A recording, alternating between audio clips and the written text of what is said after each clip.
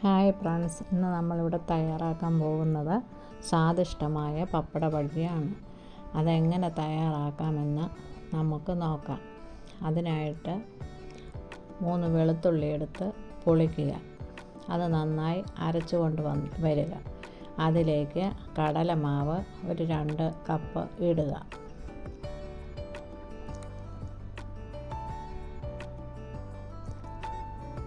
അതിനുശേഷം അതിലേക്ക് 1 സ്പൂൺ മുളക് പൊടി, 1 സ്പൂൺ കായപ്പൊടി, 1/4 സ്പൂൺ ഉപ്പ്, സോഡാപ്പൊടി 1/4 സ്പൂണ്, ഇതെല്ലാം കൂടെ ചേർത്ത് കുറേശ്ശെ വെള്ളമൊഴിച്ച് കുഴയ്ക്കുക. കട്ട കൂടാതെ കുറേശ്ശെ വെള്ളം കൂടി പോകാതെ കുറേശ്ശെ വെള്ളം ഒഴിച്ച് വേണം ഇത് കുഴച്ച് എടുക്കാൻ. നന്നായി കുഴച്ച് വെള്ളം കൂടി പോകാതെ നന്നായി കുഴച്ച് എടുക്കുക.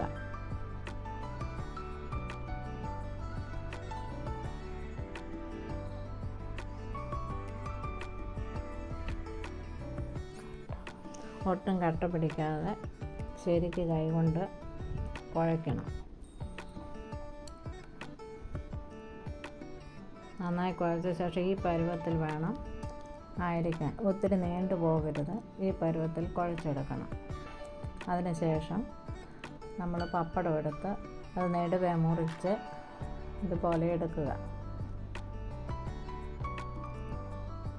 അത് കഴിഞ്ഞിട്ട് ചീനച്ചട്ടി അടുപ്പിൽ വെച്ച് അതിലേക്ക് ആവശ്യമായ വെളിച്ചെണ്ണ ഒഴിക്കുക. ഫ്ലെയിം കൂട്ടി വെച്ചത് നന്നായിട്ട് തിളച്ച് കഴിയുമ്പോൾ ഫ്ലെയിം കുറച്ച് വെച്ച് മീഡിയം തീയിലിട്ട് ഈ പപ്പടം ഓരോന്ന് പീസായിട്ട് വെച്ചിരിക്കുന്നത് മാവി മുക്കി നന്നായിട്ട് 2 വശവും മുക്കി ഇതുപോലെ നമ്മളെടുത്ത് എണ്ണയിലോട്ടിടുക.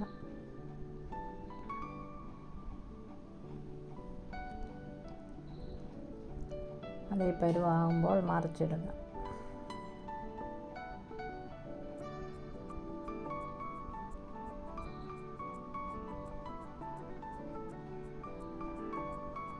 പരുവാകുമ്പോൾ നമുക്കത് കോരി അടുപ്പിൽ നിന്ന് എടുക്കാവുന്നതാണ്.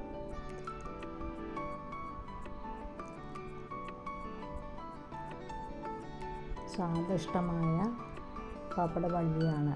ഉണ്ടാക്കി വെച്ചാൽ അപ്പോഴേ അത് പിള്ളേരെടുത്ത് തിന്ന് തീർത്തു വരും. എല്ലാവരും ഉണ്ടാക്കി നോക്കുക.